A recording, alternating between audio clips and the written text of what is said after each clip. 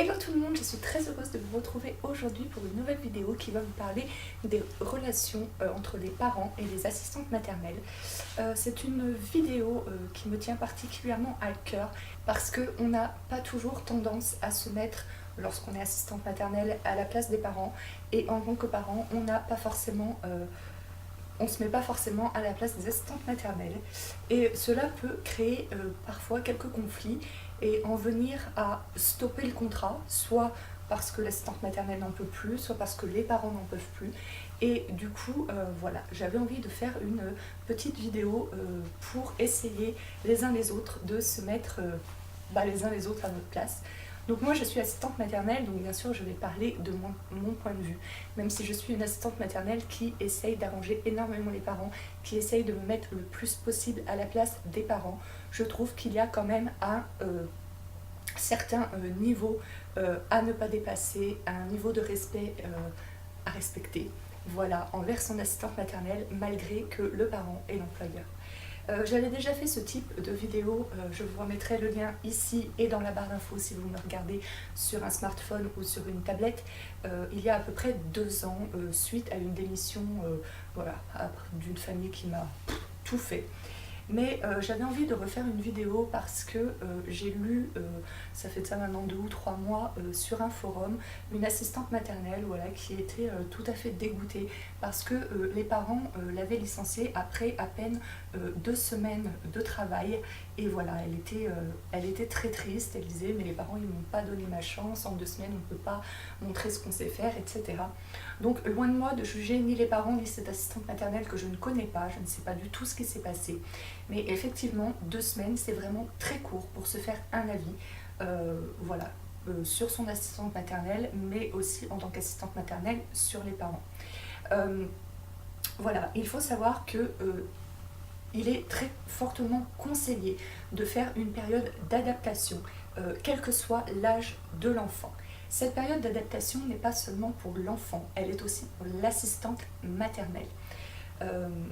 Il y a des parents, la plupart des parents, enfin moi dans mon cas, la plupart des parents acceptent de faire l'adaptation, mais il y a des parents qui refusent de faire l'adaptation parce que ça fait commencer le contrat un petit peu plus tôt, donc, et du coup, commencer à payer son assistante maternelle un petit peu avant que la maman ne reprenne le travail. Mais il faut bien vous dire que cette période d'adaptation est aussi bénéfique pour l'enfant que pour l'assistante maternelle. En effet, moi maintenant ça va faire 10 ans que je suis assistante maternelle, donc des enfants, des familles, j'en ai vu passer, voilà, des enfants de tout âge, de tout milieu, de toute religion, vraiment en 10 ans j'ai vu passer un panel de familles mais tellement différents, voilà, avec des méthodes d'éducation très différentes, etc. etc. Et pas un enfant, tout comme pas un parent n'est pareil. Et donc il est très important pour l'assistante maternelle d'apprivoiser l'enfant autant que pour l'enfant d'apprivoiser l'assistante maternelle. Et ça, j'ai l'impression qu'on l'oublie trop souvent. On dit l'adaptation, on entend trop souvent l'adaptation est très bénéfique pour l'enfant, pour qu'il s'habitue aux odeurs qui se trouvent autour de lui, aux nouveaux visages qui se trouvent autour de lui, etc. Ce qui est tout à fait vrai. Mais nous, en tant qu'assistante maternelle, nous avons aussi besoin d'apprivoiser l'enfant, nous avons aussi besoin de le connaître, nous avons aussi besoin de reconnaître quand il pleure, ce pleur-là c'est parce qu'il a faim, ce pleur-là c'est parce qu'il est fatigué, ce pleur-là c'est parce qu'il veut qu'on lui change la couche, ce pleur-là c'est parce qu'il a mal quelque part, etc. Et ça, trop souvent, les parents l'oublient. Et on ne peut pas, encore une fois, chaque enfant est totalement différent. On ne peut pas, en seulement 15 jours, donc pour cette assistante maternelle, connaître l'enfant totalement et répondre totalement correctement aux besoins de l'enfant en 15 jours, c'est pas possible. Alors après, je ne sais pas exactement ce qui s'est passé pour ce contrat-là, mais voilà, c'est juste que, ce petit texte m'a donné l'idée de cette vidéo. Donc je pars du principe que peut-être les parents se sont dit l'assistante maternelle n'est pas apte à s'occuper de notre enfant parce que elle ne comprend pas, que quand il pleure comme ça, il a besoin de ci, il a besoin de ça. Donc c'est ma déduction, ça n'avait peut-être strictement rien à voir avec ça. C'était juste pour, voilà, un petit point pour expliquer que vous ne pouvez pas en 15 jours dire cette assistante maternelle est une mauvaise assistante maternelle parce qu'elle ne reconnaît pas que quand mon enfant pleure comme ça, c'est qu'il a sommeil, que quand mon enfant pleure comme ça, c'est qu'il a faim, etc. Il faut laisser du temps à l'assistante maternelle pour apprendre à connaître votre enfant. Voilà, moi-même, comme je vous dis, ça fait 10 ans maintenant que je suis assistante maternelle, donc j'en ai vu passer un sacré paquet des enfants, voilà, je les ai pas comptés, mais voilà, parce qu'il y en a que j'ai eu sur le long terme, puis il y en a des fois où c'était juste un dépannage de quelques jours et tout, mais en tout, je dois avoir dépassé la cinquantaine, mais même plus, en 10 ans, ça ferait que 5 enfants par an, non, mais j'ai gardé plus de 50 enfants en 10 ans, non. Donc, et pourtant, à chaque début de nouveau contrat, c'est compliqué, enfin c'est compliqué, après ça dépend de l'enfant, c'est plus ou moins compliqué selon l'enfant aussi, mais à chaque début de contrat, c'est un nouveau défi, à chaque début de contrat, même malgré que ça fasse 10 ans que je fasse ce métier, malgré que ça fasse 10 ans que j'aime ce métier, à chaque début de contrat, j'avoue que j'ai un peu mal au ventre, je me dis est-ce que ça va bien se passer, est-ce que je vais, voilà, est-ce que je vais savoir bien m'occuper de l'enfant, est-ce que je vais savoir satisfaire les parents, etc.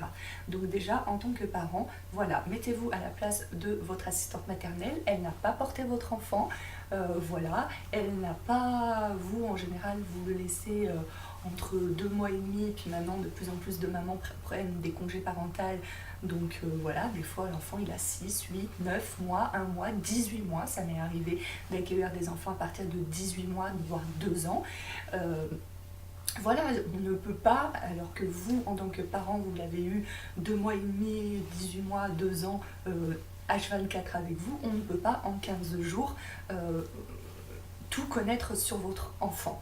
Voilà, donc déjà je voulais faire passer ce message-là, nous ne sommes pas forcément de mauvaises assistantes maternelles si en 15 jours on ne répond pas aux besoins tout de suite, immédiatement de votre enfant. Il nous faut à nous aussi un temps d'adaptation et ce n'est pas pour ça que nous sommes de mauvaises professionnelles, de mauvaises assistantes maternelles. Voilà. Ensuite, un point dont j'avais déjà parlé dans mon blog, c'est la maison de l'assistante maternelle. Alors, lorsque nous rencontrons les parents lors du premier entretien, pour ma part, je fais visiter toute ma maison, à part mes toilettes, mon garage et mon cellier. On n'est pas du tout obligé de faire visiter toute la maison, la puéricultrice a visité toute la maison, la puéricultrice nous a donné un agrément, donc c'est pour notre personne et pour notre logement. Si nous déménageons, nous devons faire appel à la PMI pour qu'elle nous redonne un agrément selon notre logement. Donc il faut que vous le sachiez, donc nous ne sommes pas du tout obligés de faire visiter totalement notre logement. Normalement, on devrait faire visiter uniquement les pièces où l'enfant va. Donc, pour moi, ce serait cette pièce-là, la pièce de jeu, et la pièce principale où les parents la voient forcément, puisque c'est là où je les reçois en règle générale. Mais moi voilà, bon, à part les toilettes, le cellier et le garage, je fais visiter toutes les pièces de ma maison parce que voilà, j'essaye justement de me mettre à la place des parents et je me dis que j'aimerais bien savoir si j'étais maman, si je devais confier mon enfant à une assistante maternelle, j'aimerais bien savoir dans quel environnement l'enfant évolue. Donc je trouve ça tout à fait normal de faire visiter ma maison entièrement au premier entretien. Lorsque je fais visiter ma maison entièrement lors de mon premier entretien, il y a certaines photos de famille que je range, que je cache, on peut dire. Voilà, certains objets, voilà, certaines choses de ma vie que je cache parce que les parents n'ont pas forcément à les voir, ça n'a rien à voir avec mon métier. Et donc parce que je sais que ce jour-là, je vais faire visiter ma maison. Et encore une fois, je trouve cela normal. Donc voilà, il y a certaines photos pour préserver la vie intime de mes amis, de ma famille, que je range, que je cache lors de ce premier entretien. Si vous signez après le contrat, voilà, après vous choisissez votre assistante maternelle, vous signez le contrat avec elle, donc vous devenez évidemment son employeur. Donc certains parents, ils osent à peine passer le pas de la porte, et puis il y en a, sous prétexte alors je ne sais pas, je ne suis pas dans leur tête, c'est encore une déduction, mais sous prétexte qu'ils sont nos employeurs, voilà, qu'ils sont nos employeurs, certains parents se permettent de se promener partout dans la maison, d'ouvrir, ça m'est déjà arrivé il y a quelques années de ça, d'ouvrir carrément une porte qui est fermée, parce que du coup, moi, ma maison, elle est faite d'une façon, donc c'est une maison qui est faite aux normes handicapées. Donc du coup, ça veut dire qu'il n'y a aucun couloir dans ma maison. Donc ça veut dire que lorsque vous rentrez sur le pas de la porte de ma maison, je pourrais vous mettre une photo pour que vous vous rendiez un petit peu compte, on voit toute la maison. Si je ne ferme pas les portes, à part la salle de bain qui est en contre... voilà, qui est un peu enfoncée dans la maison, quoi. Si je ne ferme pas les portes, sur le pas de la porte d'entrée, on peut voir strictement toute la maison. Alors déjà, ça, c'est pas très pratique. Il n'y a vraiment aucun couloir, il n'y a rien. Donc déjà, niveau intimité, c'est un peu gênant. Donc c'est pour cela, moi, à part la salle de jeu, que je ferme la porte de ma chambre d'amis et de ma propre chambre à coucher. Et c'est déjà arrivé, il y a quelques années, que certains parents se permettent d'ouvrir les portes. À l'époque, voilà, je n'ai rien osé dire. Au jour d'aujourd'hui, je pense que j'ose dire quelque chose. À l'époque, j'ai été très très choquée, je suis restée sur le cul, je n'ai rien osé dire, surtout qu'il aurait pu avoir un enfant qui aurait pu dormir, puisque j'ai un lit à barreaux et un lit dans ma chambre et un lit à barreaux dans la chambre d'Annie. Donc il y aurait très bien pu avoir un enfant qui dormait dans ses chambres, mais voilà, et puis en plus, respect de la vie privée. Il faut bien que vous vous mettiez en tête que certes vous êtes l'employeur de votre assistante maternelle, que certes votre assistante maternelle accueille votre enfant chez elle, mais ça reste son lieu de vie, son lieu privé. Vous n'avez pas à aller dans les pièces de sa maison, surtout lorsque les portes sont fermées, sans qu'elle vous y invite. Chez moi, il n'y a pas de couloir, il n'y a pas de sas d'accueil, mais voilà, normalement, et la plupart des parents le font, vous restez à l'entrée, sauf si votre assistante maternelle, encore une fois, vous invite à rentrer un petit peu plus loin dans sa maison, parce qu'encore une fois, c'est sa maison. Donc effectivement, quand on choisit le métier d'assistante maternelle, vous allez me dire, oui mais bon, tu as choisi ce métier d'assistante maternelle, tu savais très bien que tu allais accueillir des gens chez toi, il faut l'accepter, bien entendu, c'est sûr, je ne vais pas, voilà, il y a aussi des assistantes maternelles qui ne veulent pas que les parents fassent un pas chez eux et qui les accueillent dehors. Moi, je ne me verrais pas faire ça, hein, on est bien d'accord, surtout en plein hiver et tout, non, je ne me verrais absolument pas faire ça, mais je trouve qu'il y a quand même un juste milieu entre accueillir les parents dehors et leur fermer la porte au nez pour pas qu'ils mettent ne serait-ce qu'un pied sur le paillasson de la maison, et des parents qui se baladent de partout. Donc, respect de la vie privée de votre assistante maternelle, c'est quand même, je trouve, assez important. C'est voilà, c'est du respect, ça devrait être la logique. Et puis il y a aussi une question d'hygiène, hein. Les petits bouts, bah voilà, ça marche, voilà, moi j'en ai une qui marche debout, et sinon les autres là, ils marchent à quatre pattes.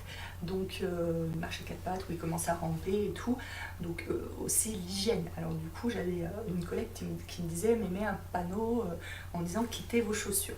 Mais seulement moi, il n'y a pas que le côté hygiène qui me gêne. Le côté hygiène me gêne, hein. Il y a un papa, il n'y a pas si longtemps que ça, voilà, moi soit je fais mon ménage le soir, soit le matin, ça dépend, voilà. Donc là, ce jour-là, je m'étais levée un petit peu plus tôt le matin, j'avais passé l'aspirateur dans toute ma maison, et j'avais lavé le sol dans toute ma maison, et une demi-heure après, le papa arrive, c'était un jour où il neigeait, et il est rentré jusqu'à la salle de jeu avec ses chaussures, donc sans ôter ses chaussures, et il m'a mis des feuilles qui étaient collées sous ses chaussures, plus de la boue, de la terre, voilà, de la porte d'entrée jusqu'à cette salle-là. Voilà, et ça n'avait pas l'air de le gêner, ça n'avait pas l'air de lui poser problème. Je n'ai eu aucun excusez-moi, alors que je vous dis, certains parents n'osent même pas mettre un pied, ne serait-ce que dans l'entrée de la maison, de peur de salir. D'autres ne se gênent pas pour aller jusqu'à la salle de jeu. Je vais rebondir sur ça en disant l'assistante maternelle, c'est aussi un accueil collectif. Certes, nous accueillons beaucoup moins d'enfants qu'en crèche, mais c'est quand même un accueil collectif. Donc il ne faut pas penser qu'à votre enfant. Voilà, là je n'ai rien osé dire à ce papa, mais ça m'a brûlé les lèvres. Je me suis dit, si un jour il le refait, je pense que je lui dirai gentiment, mais je lui dirai quelque chose. Et pour l'instant, il ne me l'a jamais refait. Mais voilà, quoi, ça m'a brûlé les lèvres et je voulais dire, voilà, il ne faut pas penser qu'il n'y a que votre enfant, parce que peut-être que ce papa, lui, ça ne dérangeait pas que son enfant qui commence à ramper marche voilà, dans ses pas. Bon, bien sûr, j'ai nettoyé juste après, mais je veux dire, normalement, on n'est pas censé nettoyer pendant que les enfants sont là. Hein. Et peut-être que ce papa, lui, ça ne le dérange pas que son enfant crapahute, voilà, dans la terre, mais il faut penser qu'il y a d'autres parents qui sont très attentifs à l'hygiène, qui n'aimeraient pas que leur enfant voilà, marche à quatre pattes, là où des souliers qui ont marché à l'extérieur ont traversé toute ma maison, quoi. Et puis sans parler de terre, de feuilles et de mouillé, parce que ce jour-là donc il neigeait, de toute façon les chaussures c'est très très sale, même en été ça ne laisse pas de traces parce que voilà, il n'y a pas de boue, il n'y a pas de feuilles, etc. Mais il y a des tas de microbes, c'est vraiment très très sale les chaussures. Lisez des articles sur internet, c'est vraiment voilà, il y a des gens par exemple qui ne se déchaussent jamais chez eux, sont beaucoup plus souvent malades que des gens qui se déchaussent chez eux et qui portent ensuite des pantoufles. Voilà. Donc il faut penser à ça. Hein. Voilà, il faut penser qu'il n'y a pas que votre enfant, que votre assistante maternelle accueille chez elle. Voilà, donc c'est pareil aussi. Donc je rebondis sur le fait que votre assistante maternelle n'accueille pas que votre enfant. Donc s'il vous plaît, ne sonnez pas, ne frappez pas comme un malade, surtout lorsque vous arrivez aux horaires de sieste. Il y a des parents voilà, qui ont besoin qu'on garde leur petit que jusqu'à 15h. À 15h, moi j'ai encore des enfants qui dorment et voilà, donc j'ouvre très doucement la porte, je parle en chuchotant, je dis il y a encore des enfants qui dorment et ça n'empêche pas certains parents de parler très fort, de rester longtemps, de voilà, arrêter, enfin je veux dire, mettez-vous à la place, je pense que vous n'aimeriez pas que d'autres parents, lorsque votre enfant fait la sieste, voilà, le réveillent en pleine sieste, ou, voilà, enfin, même si ça ne vous dérange pas vous, bah, il y a peut-être des parents que ça peut déranger. Donc encore, pensez accueil collectif pour des tas de choses. Voilà, comme quand j'entends des parents qui me disent « moi l'hiver, je veux pas que mon enfant mette le nez dehors parce que j'ai peur qu'il attrape une maladie » et que j'ai un autre parent qui au contraire adore que son enfant sorte, qu'il pleuve, qu'il neige ou qu'il vente. Voilà, on ne peut pas faire du cas par cas et on trouve un juste milieu. Hein, on est d'accord, mais on ne peut pas faire du cas par cas. Si vous voulez vraiment un truc 100% mesure pour votre enfant, vous employez une assistante, enfin ça ne sera pas une assistante maternelle, ça sera une nounou à domicile, à votre domicile, mais bien sûr ce ne sera pas le même tarif. Et là vous pourrez lui écrire, moi c'est ce que je faisais quand j'étais à Lyon, les parents m'écrivaient, bah, ce matin j'aimerais que mon enfant fasse de la peinture, à midi j'aimerais que vous alliez pique-niquer au parc, cet après-midi j'aimerais qu'il fasse la sieste, après j'aimerais que vous fassiez ça comme activité.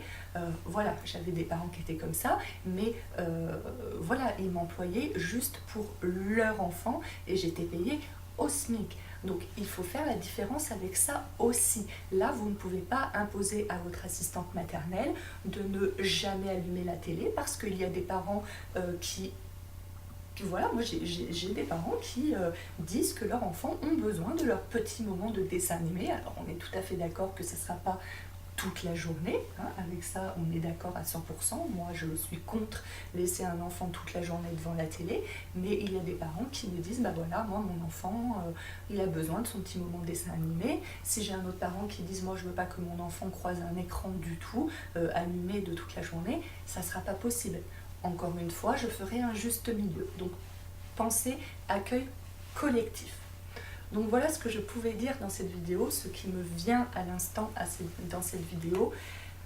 Voilà, donc avant tout c'est le respect, le dialogue bien entendu, voilà, licencier votre assistante maternelle du jour au lendemain sans jamais lui avoir dit qu'il y avait quelque chose qui clochait, ben, c'est très dommage, tout comme une assistante maternelle qui démissionne du jour au lendemain sans jamais avoir dit aux parents que quelque chose clochait, ben, c'est très dommage.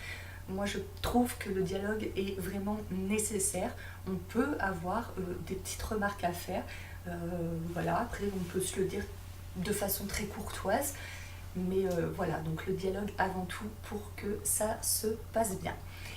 Une dernière petite chose, donc aussi, Par exemple, une dernière petite chose aussi, j'ai vu sur un forum, de nouveau il y a pas très longtemps, il y a de ça un mois je dirais, une maman qui se plaignait, donc son fils avait eu la couche qui avait débordé, ça avait sali le body, et en fait son assistante maternelle lui avait remis le body dans un sac plastique, mais elle n'avait pas ni rincé ni lavé le body, et cette maman trouvait ça, enfin elle était choquée par ça en fait. Elle disait mais vous trouvez ça normal que mon assistante maternelle me remette le body de mon enfant plein de caca dans un sac plastique sans même l'avoir rincé? Et donc c'est pour ça que ce genre de vidéo est très intéressant, et que s'il y a des parents qui voient cette vidéo, ça peut être très intéressant d'avoir un débat en commentaire, parce que par exemple moi c'est quelque chose que j'ai toujours fait, mais je n'ai jamais fait ça dans le sens où j'avais la flemme de rincer ou de laver le body, ou dans le sens où je me suis dit c'est pas à moi de le faire, c'est leur fils qui a une couche qui déborde, c'est pas à moi de laver leur merde entre guillemets. Voilà, je n'ai jamais fait ça en me disant ça, en me disant voilà, c'est pas à moi de laver leur merde. C'est juste que ça m'est jamais venu à l'idée. C'est vrai que j'ai toujours, quand il y a eu des débordements, j'ai toujours remis le body, les vêtements, voilà, ou quand un enfant avait vomi, j'ai toujours mis dans un sac plastique, mais c'est vrai que je n'avais jamais rincé ni lavé avant. Et ben maintenant, alors depuis que j'ai vu ce message, ça ne m'est pas arrivé de débordement ou de vomi, mais maintenant je pense que c'est quelque chose que je ferai, soit le rincer, et si je fais une tournée, une machine dans la journée, bah, du coup je mettrai, je pense, les vêtements avant, quoique ça peut aussi porter à préjudice si les parents trouvent que la lessive que j'utilise n'est pas... C'est très compliqué, voilà, c'est pour ça aussi que la communication est très très importante, parce que c'est très très compliqué de savoir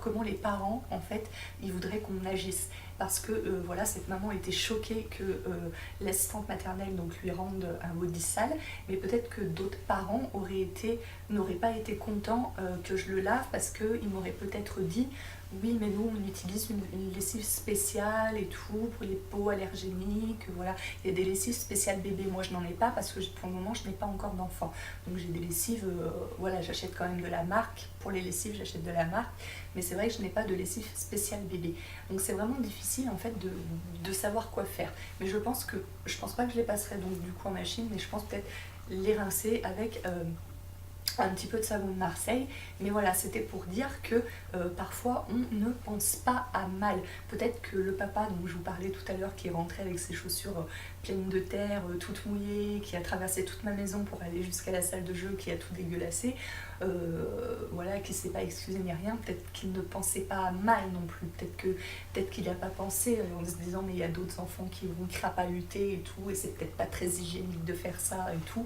Donc voilà, ces vidéos servent à ça. Et donc voilà, j'aimerais que vous soyez assistante maternelle et que vous ayez d'autres marques à faire voilà, aux parents auxquels je n'aurais pas pensé, ou que vous soyez parents et que vous ayez des remarques à faire aux assistantes maternelles, et ben ce serait très intéressant. Donc ça serait cool qu'en commentaire qu'il y ait un échange. Voilà. Dans le respect, s'il vous plaît. Voilà, moi je suis pour la discussion, mais toujours dans le respect, dans la bienveillance. Voilà, mais j'aimerais bien que, voilà, qu'en tant qu'assistante maternelle et qu'en tant que parent, nous ayons un échange, un débat sur les choses auxquelles les parents ne pensent peut-être pas, et sur les choses, comme par exemple, je vous parlais là du body, dont les assistantes maternelles ne pensent peut-être pas non plus. Voilà. Bon, sur ce, je vais m'arrêter là. J'espère que cette vidéo vous aura plu. Si c'est le cas, mettez plein de petits pouces bleus en l'air si vous voulez d'autres vidéos sur le sujet des assistantes maternelles. N'hésitez pas à partager cette vidéo parce que ça peut être très intéressant, autant pour les assistantes maternelles que pour les parents, voilà, pour prendre conscience de certaines choses auxquelles on n'aurait pas forcément pensé. N'hésitez pas à vous abonner à ma chaîne si ce n'est pas encore fait. Sur ce, moi je vous fais de très gros bisous et je vous retrouve très bientôt pour une nouvelle vidéo. Ciao, ciao!